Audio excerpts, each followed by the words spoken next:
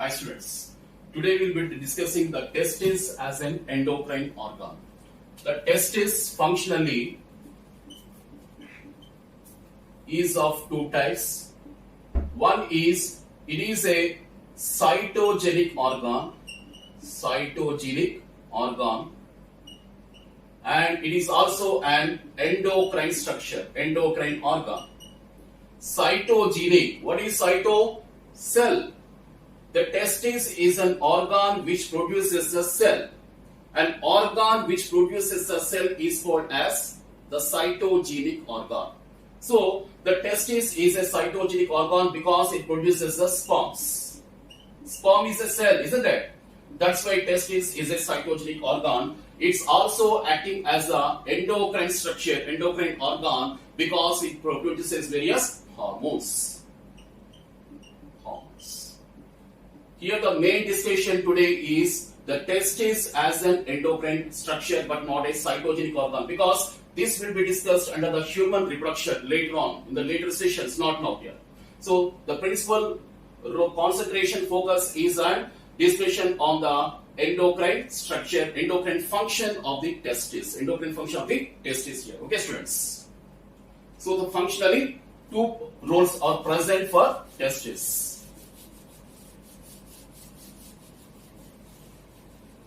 Testis, one pair of testes are present in the pelvic region.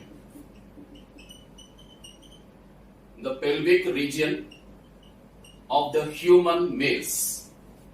Okay, this is a primary sex organ. Primary sex organ of the human males. One pair of testes are present in the pelvic region and they are descended into the scrotal sacs. Scrotal sacs. Sac means a bag-like structure. That is, the testes are extra-abdominal. In the pelvic region, no doubt, they are present outside the abdomen in a bag-like structure called as scrotal sac. One pair of testes are present. Okay, let's discuss now what's the role of testis as an endocrine structure. Okay, students.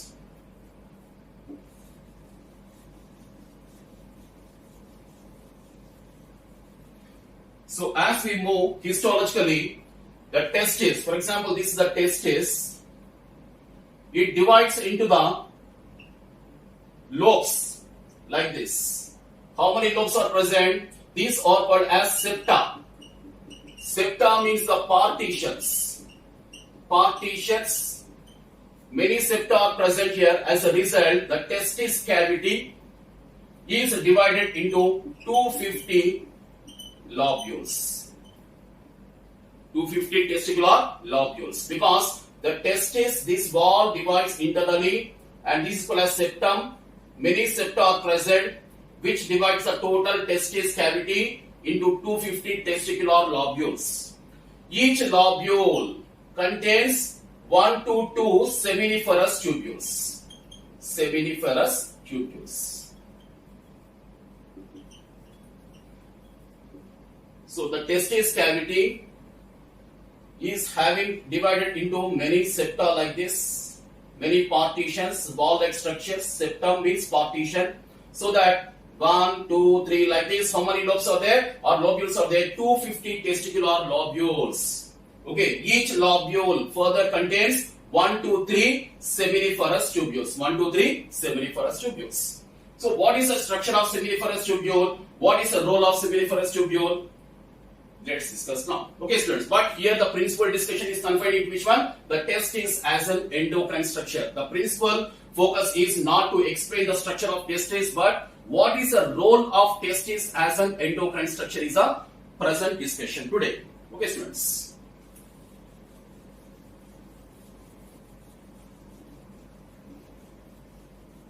So each lobule contains 1 to 3 seminiferous tubules, I told you, isn't it? So this is a structure of the seminiferous tubule. This one, this is a seminiferous tubule. This is the structure of the seminiferous tubule. Like this, 1 to 3 seminiferous tubules are there. This is one, this one like here. For example, this entire structure is a lobule. And here, one seminiferous tubule, another one here, another one like this here. Many are present here within each lobule. Clear students? So this is a seminiferous tubule, and here the seminiferous tubules contains the germinal epithelium. Seminiferous tubules contains the germinal epithelium, which contains the various stages of developing sperms. The sperm mother cells are called as spermatogonia here. These are the spermatogonia, developing sperms, and these are the actual sperms. Okay, students. So this is the seminiferous tubule. In the seminiferous tubule germinal epithelium, there are also present the special cells called as the Sertoli cells. See here, these are the Sertoli cells. These ones, Sertoli cells here. So the seminiferous tubules contains a epithelial tissue called as germinal epithelium. The germinal epithelium contains the sperm mother cells called as the spermatogonia, which develop into the sperms, and these are the developed sperms here. And the germinal epithelium interspaced among these epithelial cells, there are also present the Sertoli cells. What are present? Sertoli cells. These are the Sertoli cells here. I'll be coming back to Sertoli cells. What is the function of Sertoli cells later on here? Okay, students. And see here, this is a seminiferous tubule now, bachcho. So here, this another like this here, and these are the gaps present here. Can you see all of you? These are the gaps. So between this is a tubule, and this another tubule. There is a gap. You see here, this is a gap. This gap is called as interstitial space. What is that? Interstitial space. Interstitial space. Where is the interstitial space present between one seminiferous tubule and this another seminiferous tubule? There is a gap. There is a gap present here. Isn't it? Just like in your apartment, between one room and other room, there is a gap. Isn't it? The same way here, one seminiferous tubule here, another tubule, there is a gap. This gap is called as space. Which is space here? This type one, interstitial space. That's it. This interstitial space is filled with the stromal tissue. Stromal tissue, also called as the connective tissue here, is nothing but connective tissue here. Stromal tissue is nothing but connective tissue or interstitial tissue here. Interstitial space is filled with a tissue called as stromal tissue or connective tissue here. That is, this is the epithelial tissue, this is the stromal tissue, connective tissue. Here is the basement membrane present here, isn't it? Because always remember, between the epithelial tissue and the connective tissue, what is the membrane present? Basement membrane is present here. Here is a basement membrane present here, between the gap here. Okay, students. So this is the interstitial space, and interstitial space is filled with the stromal tissue or connective tissue here. Get your point? And the connective tissue, the stromal tissue, is here present in the interstitial space, is filled with the cells called as interstitial cells of Leydig. So that what is the interstitial cells of the Leydig here. That is, interstitial spaces are filled with the cells called as interstitial cells of the Leydig. Interstitial cells of Leydig, or simply called as Leydig cells. Simply called as Leydig cells, or interstitial cells of Leydig. Why? Because these Leydig cells are present in which one? The interstitial spaces. The interstitial spaces are filled with a tissue called as stromal tissue, also called here nothing but connective tissue. And these interstitial spaces is filled with the tissue, that is stromal tissue, is having which one? The cells called as interstitial cells of Leydig, which are simply called as Leydig cells. These Leydig cells are influenced by the luteinizing hormone. Luteinizing hormone. Which one is releasing the luteinizing hormone? The anterior lobe of the pituitary gland. Anterior lobe of pituitary gland. What is the anterior lobe of pituitary gland called as adenohypophysis, which we already discussed, isn't it? So anterior lobe of pituitary gland releases the luteinizing hormone, and luteinizing hormone acts on the interstitial cells of Leydig or Leydig cells. As a result, the Leydig cells releases which one? Androgens. Androgens. Get your point of students. Androgens are released by the Leydig cells, or interstitial cells of the Leydig, and the Leydig cells are influenced by which one? Luteinizing hormone. The luteinizing hormone is released by the anterior lobe of the pituitary gland called as the adenohypophysis. The anterior part of the pituitary gland releases the luteinizing hormone, which stimulates the interstitial cells of the Leydig, upon which the Leydig cells releases which one? Androgens. What are androgens? The male sex hormones are called as the androgens. The male sex hormones are called as the androgens here. Okay, students? It's very simple, isn't it? And because the Leydig cells are influenced here, but because the Leydig cells are present in the interstitial cells, okay, or also called as interstitial cells of the Leydig, that's why the luteinizing hormone is also called as interstitial cell stimulating hormone. The luteinizing hormone is also called as the interstitial cell stimulating hormone. Why? Because the luteinizing hormone acts on which one? Interstitial cells of the Leydig or Leydig cells. The luteinizing hormone acts on which one? The interstitial cells of the Leydig or Leydig cells.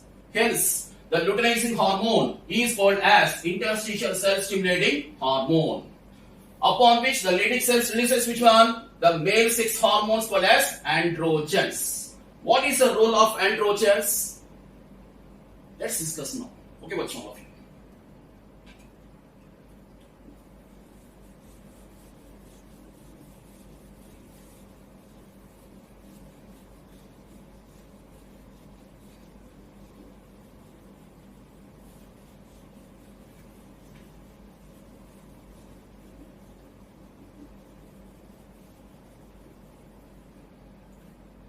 So androgens, now the chief discussion, androgens. What's the role of androgens? These are the male sex hormones. Male sex hormones. That is, they are confined only to the males. That's why they're called as male sex hormones. They influence various, phenomenon related to the human reproduction of the males. That's why they are called as the male sex hormones. The chief male sex hormone is the testosterone. Testosterone. Testosterone is the chief male sex hormone. That is, out of many androgens, many male steroid hormones are present which are called as androgens. But the chief androgen is the testosterone here. So what's the role of these androgens and testosterone? First of all, the functions of the androgens, the male sex hormones in the males. 1. It influences total human reproduction of the males. Total reproductive system of the males is under the influence, direct influence of the androgens. That is, the first of all, the formation, maturation, and function. It's given in NCERT. Formation, maturation, and function of the male reproductive structures. Whether they can be primary or accessory or secondary structures of the male reproductive system, their formation, maturation, and their functional role is directly controlled by the androgens. That's why they are called as the male sex hormone. The chief male sex hormone is the testosterone. Okay, students. Now, what's the role of this testosterone and androgens? Let's discuss the functions of these androgens. Okay, functions.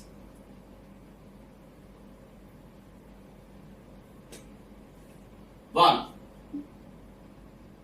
The development of the primary sex organs. Primary sex organs. What are the primary sex organs? Testes. Testis, that is the male gonads.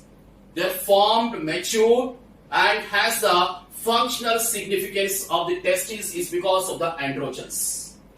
That is the primary sex organ called as male gonad called as testis. And what is the functional role of testes? They form the sperms. The sperms are formed by the seminiferous tubules. The sperms are formed by the seminiferous tubules. Here, you see here. These are the sperm development cells called as the spermatogonia. Spermatogonia means the sperm mother cells, which will form into the sperms. These are the sperms. And this is a lumen of this seminiferous tubule. The lumen means the cavity of the seminiferous tubule. See here, these are the sperms. And the process of formation of the sperms is called as spermatogenesis. Spermatogenesis. The process of formation of sperms is called as a spermatogenesis, which is under the direct control of androgens. Okay, students. The second role here, the total secondary sexual characters. Secondary sexual characters. The total secondary sexual characters of males is under the control of androgens. The total secondary sexual characters, which are commonly called as secondary sexual characters, means SSC. Okay, students. What are the various secondary sexual characters? Let's discuss now.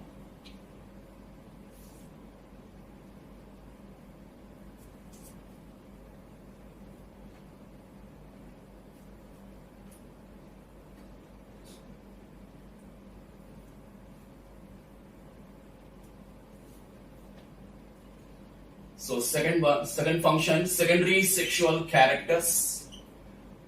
Under this one, first function is masculine voice. Masculine voice. That is called as the low pitch voice. Low pitch voice. Masculine voice. And the growth of the hair. Growth of the hair, that is in the form of facial hair. Facial hair, axillary hair, and pubic hair. Facial hair in the form of whiskers, moustache, and beard. That's called as facial hair. Is influenced by androgens. By the time the boy attains the puberty age or adolescent age, he is getting the facial hair. Next one is axillary hair. What is axillary hair? Armpit hair. Armpit hair is called as the axillary hair. And pubic hair near the penis, that's called as pubic hair. So all these are influenced by the androgens, development of hair in the boys. Next one is aggressiveness. Aggressiveness of the males is also influenced by the androgens. Next one is protein synthesis, protein anabolism. Protein anabolism and anabolism of fats. That is lipid anabolism, protein anabolism, and anabolism of carbohydrates is under the direct influence of androgens. Under the direct influence of androgens. The protein anabolism means protein synthesis. Lipid anabolism or anabolism of fats, carbohydrate synthesis, all these are influenced by androgens. That's why the androgens are called as anabolic steroids. Anabolic steroids. They are the steroid hormones, isn't it? Androgens are the example. Testosterone is derived from cholesterol. That's why they are called as steroid hormones. And because they are involved in anabolism, what is anabolism? The constructive process is called as anabolism, isn't it? Hence, the androgens are called as anabolic steroids because they are involved in construction of the protein synthesis, okay, and anabolism of lipids, etc. Here, anabolic steroids. Next one is libido. Libido means sexual drive, sexual urge.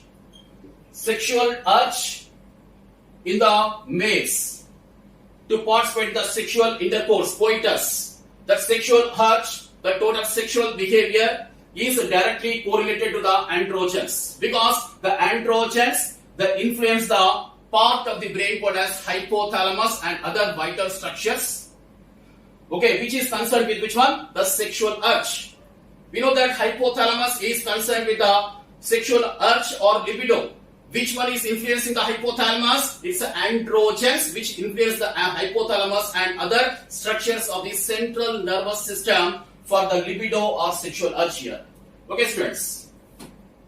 So these are the various things here. And next one is the development of the various crucial structures here.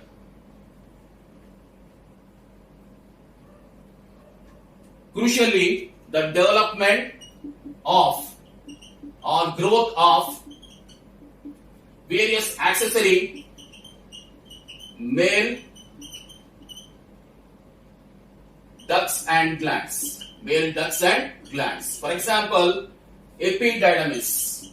Epididymis is development. Next one is vas deferens. Vas deferens. Prostate gland. Prostate gland and seminal vesicles. Seminal vesicles. Urethra. And of course development of penis. All these are their growth and functional role is directly correlated to the androgens. So the development of various accessory male ducts and glands of the human male reproductive system is under the direct influence of androgens. What are these structures which are under the influence of androgens means the epididymis, vas deferens, prostate glands, seminal vesicles, urethra, penis, etc. are under the direct correlation for their development with respect to which one? Androgens. So simply one word to say is the total male reproductive system along with the secondary sexual characters and spermatogenesis is directly correlated to the male sex hormones called as androgens. The androgens are released by which one? Interstitial cells of the Leydig, also called as Leydig cells, which are present in the interstitial cells. These are the Leydig cells here. These are the Leydig cells present in the interstitial cells here. Interstitial tissue. This is the stromal tissue or connective tissue, and these are the Leydig cells here, which secretes the androgens. Because the Leydig cells are influenced by which one? Luteinizing hormone. Hence, the luteinizing hormone, because it influences the interstitial cells of Leydig. That's why the luteinizing hormone is also called as the interstitial cell stimulating hormone. And the luteinizing hormone is in turn influenced by anterior lobe of the pituitary gland. Okay, students, all of you. And I told you that interspaced among these seminiferous tubules, minor cells are present. They are called as the Sertoli cells. See here, these are the Sertoli cells present in the seminiferous tubules. What is the role of a Sertoli cells? Let's discuss now.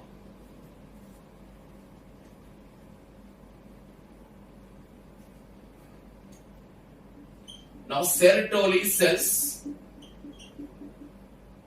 its main role, of course, is to provide the nutrition or nutrients to the developing sperm. See here, these are the Sertoli cells and present very near to the sperms, developing sperms. Why? Because these Sertoli cells, their primary function is to provide the nutrition to the developing sperms, of course. But we are concerned about the endocrine system, isn't it? So the Sertoli cells also acts as an endocrine structure because it releases a very important hormone called as inhibin. Inhibin is a hormone. Inhibin is a hormone, and what's the role of this inhibin means? It acts against the follicle stimulating hormone. Inhibin hormone acts antagonistic. Here is another case of antagonistic hormone here.